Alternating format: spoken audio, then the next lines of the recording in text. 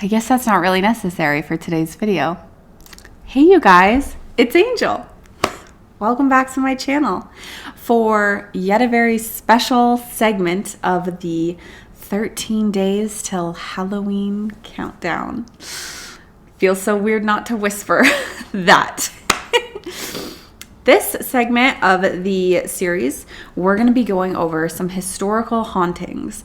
And I did try to make this segment actually ASMR. I warned you it might not be, but I went back, tried to make it ASMR. I'm hoping some of the videos turned out that way because I don't like it as too much of a disruption when you just have a loud video in the middle of a channel that is entirely ASMR.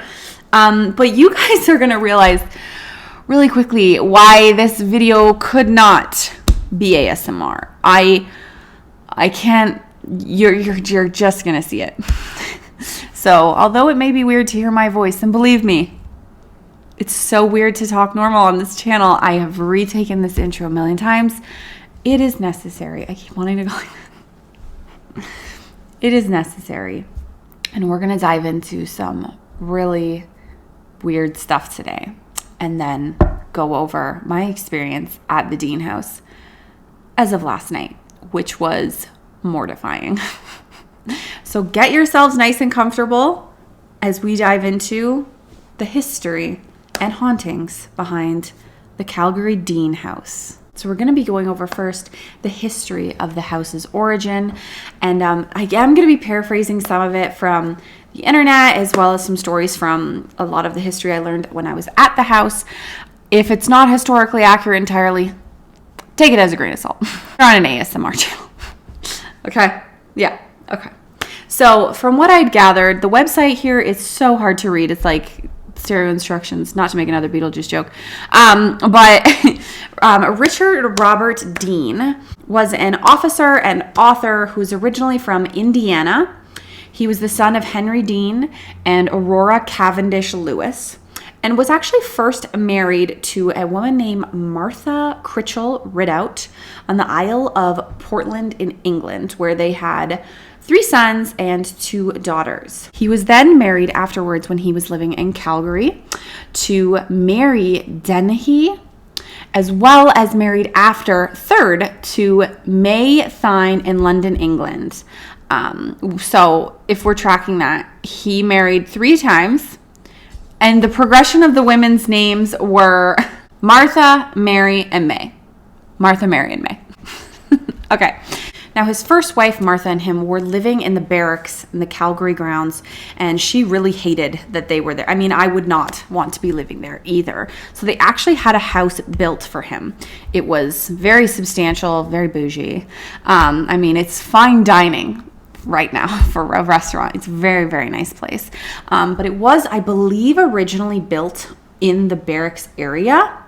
And during its time of construction, his first wife had actually died. I believe it was of tuberculosis, probably from living in the barracks. I know. After his first wife had died, he ended up marrying his second wife, who was actually his first wife's nurse. Bit odd, I know, a little morbid, but realistically back then, at least from what my server was saying, you know, he needed somebody to take care of his children. He needed a woman to take that seat. This is just how it was. She was the closest. That is just who he chose. It doesn't sound like it was some love romance thing. From what I'd read and what I'd seen, it kind of sounded like, okay, well, she was really close with the family. They were embedded. He married her right away. His first wife was gone. I personally would have hated that. If I passed away and my husband just instantly married my nurse, that would be traumatic. But I mean, I guess I wouldn't be there for it. So he remarries, and they actually decide to move the house from the barracks where it was stationed onto the other side of the river. Now, this was a very big deal. It was actually even featured in a magazine at the time, which at the time of construction, there was so many things going on. I mean, I think the Golden State Bridge was being built, like skyscrapers were being built, all these amazing things. But the way that they had actually moved the house from across the river, it was so substantial the way that they had done it that it was actually even featured in a magazine. So very sad history for the family, with the first mother dying and his second wife coming into play. However, they were hoping things would be looking up. They'd move their home out of the barracks and into the very prominent area of Inglewood. So back then, Inglewood was pretty up and coming. It's still really great, to be honest. I mean, it's a fun place to go. But there's so much history within that area. There was underground casinos, speakeasies, so many things going on. And so that move and transition was, I'm sure, good for the family, but also probably good for the dean in the fact that there was probably more money to be made in certain ways, right? Who knows? My server was alluding to something and I was just like, okay, sure. So the move was made, and this is pretty important for later for some stories, because it was in the heart of the Blackfoot territory, once known as Mokingstis. My pronunciations still are horrific, even in my normal spoken voice. Almost probably worse, yeah. So this was a very important meeting place for the indigenous people who used this area for thousands of years as a place to hunt, camp, cross the river. So it was a very sacred place within Treaty 7 and their traditional territories. As time moved on, Deane had ended up moving away from the home. I don't really know the history of it too much, other than what I'm going to be paraphrasing here. So after the dean had left, there was actually a period of time where this had become a boarding house. But there are two losses I'm going to talk about, and one I don't know if it is in the years of it being a boarding home. But the first being a young girl who had actually jumped from the attic window out and ultimately fallen to her death. Now, I'm not too sure what her age was. There is not a lot of history about her specifically, but this story has been repeated in many different ways, that there was a little girl who had jumped from the attic and died. The second story, which is actually a very prominent one of hauntings, in 1933, during the time that the Deane House was a boarding home, a 14-year-old boy had ended up committing suicide when he was severely bullied in school for having epilepsy, which is just so devastating. And I don't think in the 30s they really knew how to handle that, right, as well as we could have today. May not have had as much of proper care, but he did end up going into the either attic or second floor, where there is a small closet, and he had actually hung himself in there. Yeah, I know. It's really sad, especially for a child. In 1952, though, is where we saw the most graphic, gruesome event, which was where a tenant named Robert Umperville had stabbed and strangled his wife Irma while the children were there. And then he ended up killing himself in the same moment. So I'll read you a little newspaper article for that. So, police identified the bodies of a Calgary couple found Thursday morning by their children. Police suspect that Robert Umperville, 37, and his wife died as a result of a murder-suicide. The bodies were discovered approximately at 10:30 a.m. by their two small daughters, who had called the police. The children supposedly had slept through the episode, which is what it does say in this newspaper article, but there's a lot of conflicting stories that it happened in front of them. I would like to think that they just woke up and saw this rather than were a part of it. Initial reports had actually claimed that Irma had suffered stab wounds. An autopsy had been scheduled. And on March 3rd, prior to the actual murder, Mrs. Umperville had charged her husband in provincial court with assault. And he was to appear in court on the 31st for a trial date to be set. And obviously, that did not happen. So clearly there was a very violent history between the two of them, and ultimately ended with him taking both of their lives. I know, tragic. I will say, though, there's a period of time where it got better for the Deane House. The boarding house sold to a printing company that was run throughout the 70s by a group of hippies. And I guess on the main floor, that's the only place they really stayed. They did a bunch of printing. It was a lot of peace and love. And apparently that was the only time that there was really any good juju for this place, really. But to this day, there is still hauntings. Literally, again, like I said, since yesterday. So a lot of things that people claim to have seen or heard, I have written down for you here. So a main thing that people note to have seen, the ghost of a man with a fondness for pipes. Apparently there is apparitions of an indigenous man as well, which we did touch on. This land is very sacred for many different indigenous groups, so I'm not surprised. We will talk a little bit about him later, as well as a cigar smoke that hangs in the air in many places. Obviously footsteps, a lot of moving furniture and that type of thing. And we'll go into some stories as told by my server last night. This is what I do in all my videos. So the kind of spookiness of this video for me starts before I even got to the Deane House last night. So I was here filming the ASMR intro to this video. Everything was great. There was absolutely no problems with my filming footage. Yeah, foreshadowing here. And it ended up sounding really cozy. I was like, oh, this will be so nice. We'll just get some clips. It'll be such a good video. Yeah, I did think that. Then cut to my friend coming to pick me up. We go into the restaurant and everything seems fine. You get there, it's beautiful. They have these really awesome rooms that you can rent out. This front entrance space with these elk ears, chandelier thing, a back terrace. They have these beautiful grounds as well that just have hanging lights. It's really nice, really pretty, really spooky.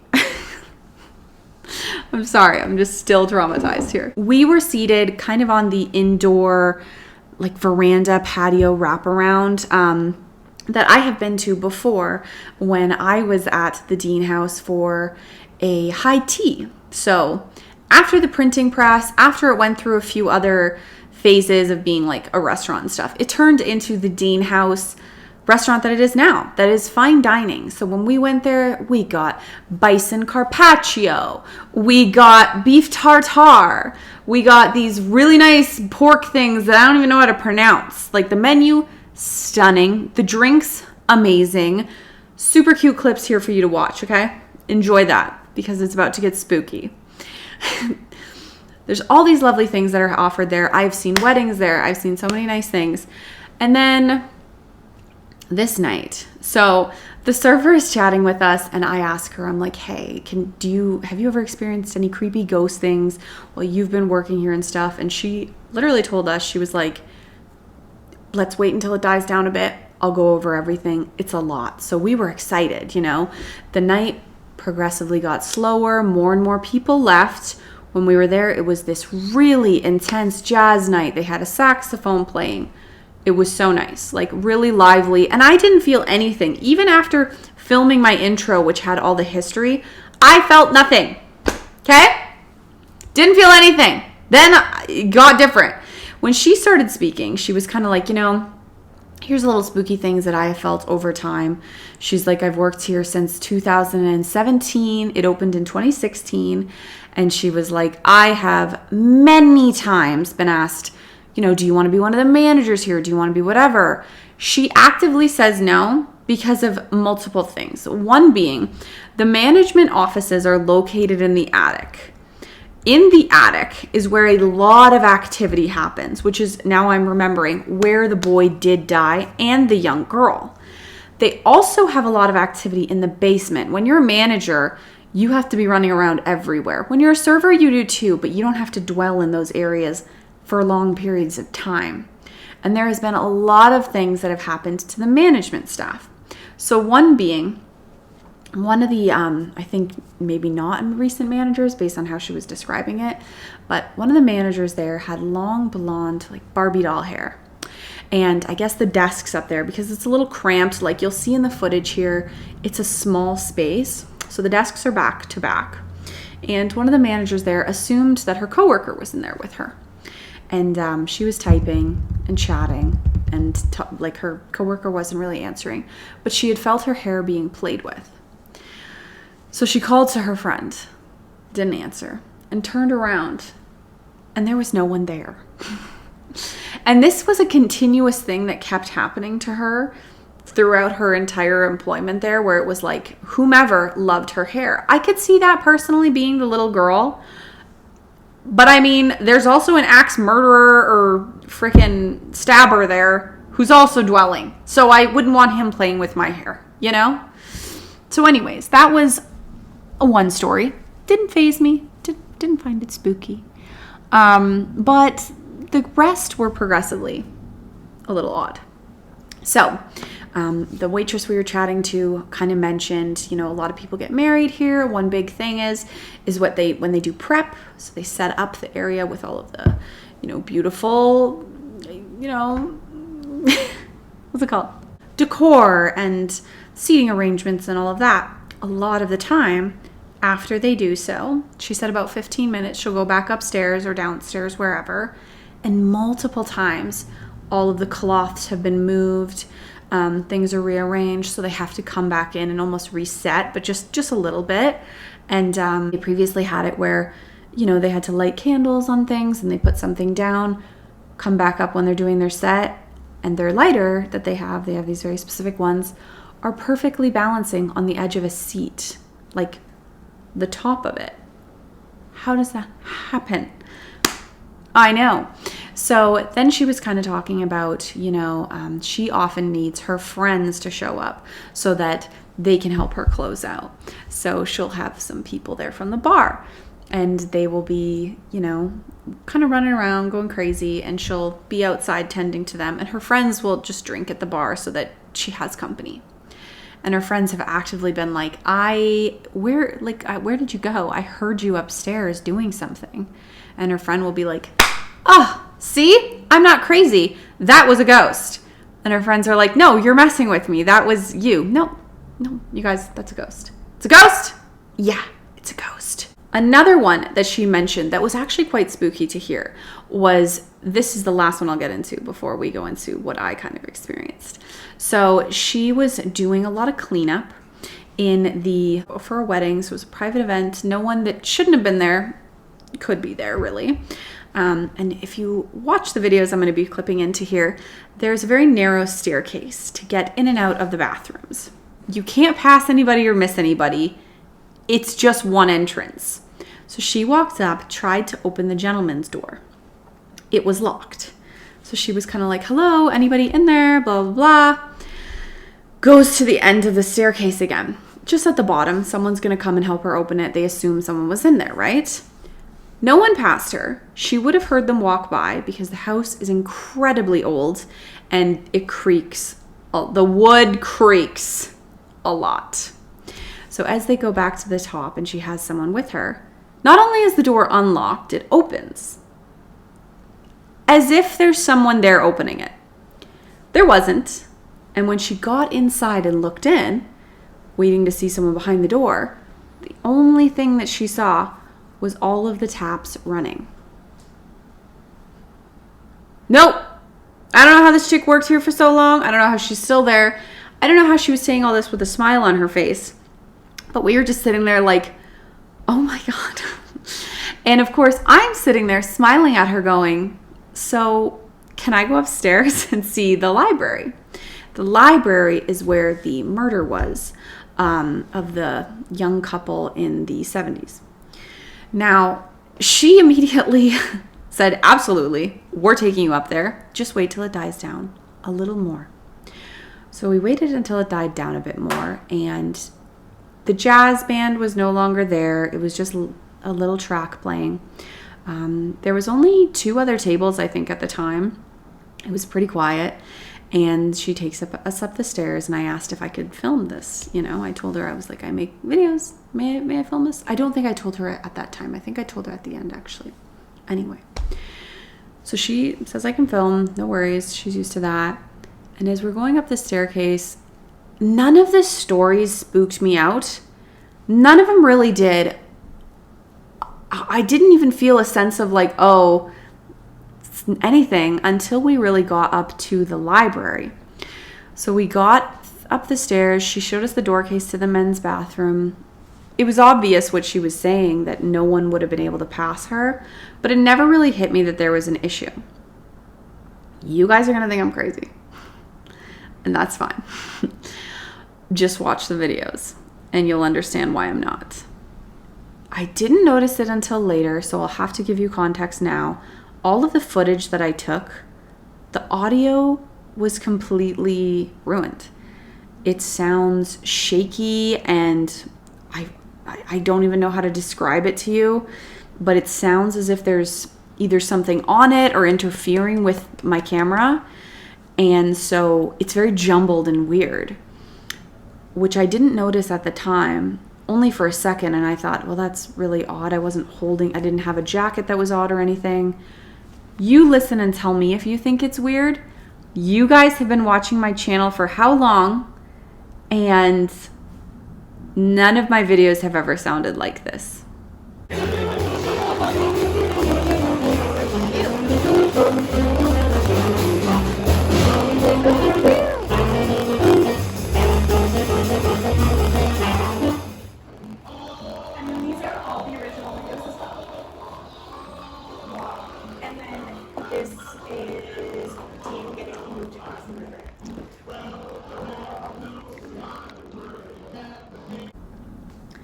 So anyways, that's what that sounds like, most of this footage, and also why I decided not to make this ASMR, so that you could really experience this with me. So we get into the library, and I kind of started to feel like this weird weight. And I just remember specifically being like, oh, like it's so heavy in here. And I didn't really think anything of it because I was too busy filming the clips.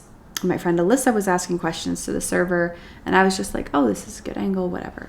She says she's gonna go. It is quite wide at this point. All the doors are open, so no servers could have came in and spooked us or anything, and they didn't. They absolutely didn't. They were all busy, but we would have heard them because it was so like old and clunky. So as I'm filming, and as you'll notice in these videos, the audio is off, but it specifically gets significantly worse when we're in the library. Not only when we're in the library, but when I am holding and zooming into a photo of, I believe it's Martha, who is the original wife that died.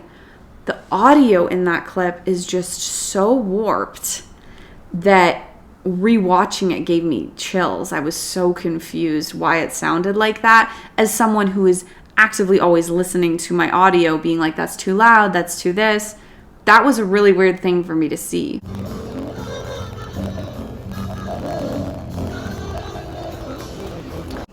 And I remember feeling so creeped out, and I kept like, kind of like when you have a song stuck in your head for no reason, because I was not thinking of the murders.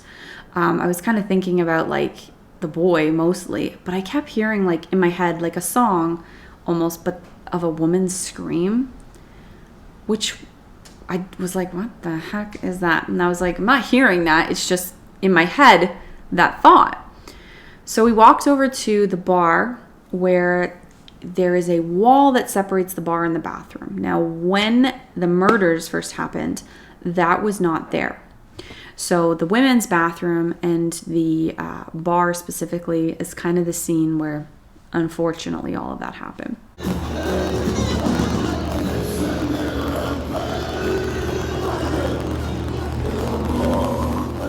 So before we go, we got some good footage. I was like, I'm feeling weird.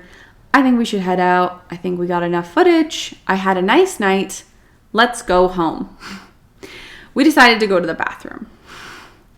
As we did, I started to film. I literally finished filming in the library, which, based on those clips and the audio, I'm going to tell you, I don't think they wanted me to film there. And I almost deleted them to be respectful, but here we are. But I went to open the bathroom door, and I was holding my camera. I grabbed it, turned it, pushed it in, like really fast motion, right? But I had this feeling, which I'm sure all of you have experienced before, where someone else was holding the knob and like where I'm opening it, they're pushing it. So I went, oh my God. And I was like, oh, like I looked at my friend. I'm like, oh, I'm just spooked. Like, I think there's somebody in there, you know? Oh my God. So Alyssa opened the door. It opened just fine. There's no one in there. And I felt like a crazy person. And I was like, I swear that just happened. That door was being pushed closed as if someone was closing it, which I'm now realizing makes no sense because I thought maybe when I opened it, the person on the other side was trying to get out. But in reality, I'm realizing now they were trying to close it. So that's good. It gets better. As we're in there, it's kind of, you know, it's a really cute bathroom. They renovated it really nice. It's all good. It's dead quiet. And the audio in there was better for some reason. So this is like...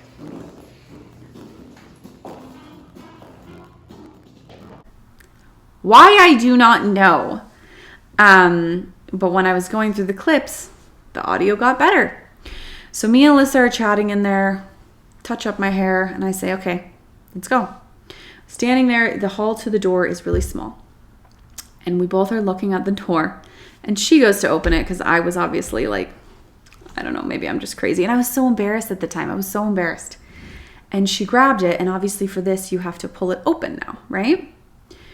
We both watched this happen. She turned it, pulled, and the door pushed, like pulled it closed. Not like as if it was trying to keep the door closed. And obviously I witnessed this. She witnessed this. Apparently we are children, turned to each other, lost our minds, and opened the door again. No one there. No one would have had time. Alyssa ran so fast down the stairs that when I was in the middle of the staircase, she was already outside on the front lawn. So I'm sitting there alone going, oh my gosh, okay. And we go outside. I was all spooked because like I kept that weird song scream that I was hearing was kind of fading, which was weird as we exited the bathroom, which is even weirder. And then I was just looking at her and I was like, I can't believe that. I was like, I wonder if I got that video of me doing it. It was obviously not anywhere near as intense as when she did it, because for me, for it to close, that's nothing, but for it to be pulled was, I wish I got that on camera. I'm kind of glad I didn't. I'd be freaking out right now. But we get outside to look at the video, and that's when we noticed the audio was completely ruined. And I'm going to send you an example right now, or I'm going to post here. I took a Snapchat last night when I was in bed. I have a clip that I had filmed when I got home, and everything was back to normal. No mic. Everything was totally fine. I just recorded it right in front of myself. No microphone. Same camera. Okay, so this is the phone. So like, how do I... No, don't click slow-mo. Okay. Listen. Okay, totally normal. Me watching Barbie. Let me go to a clip when we're at the house.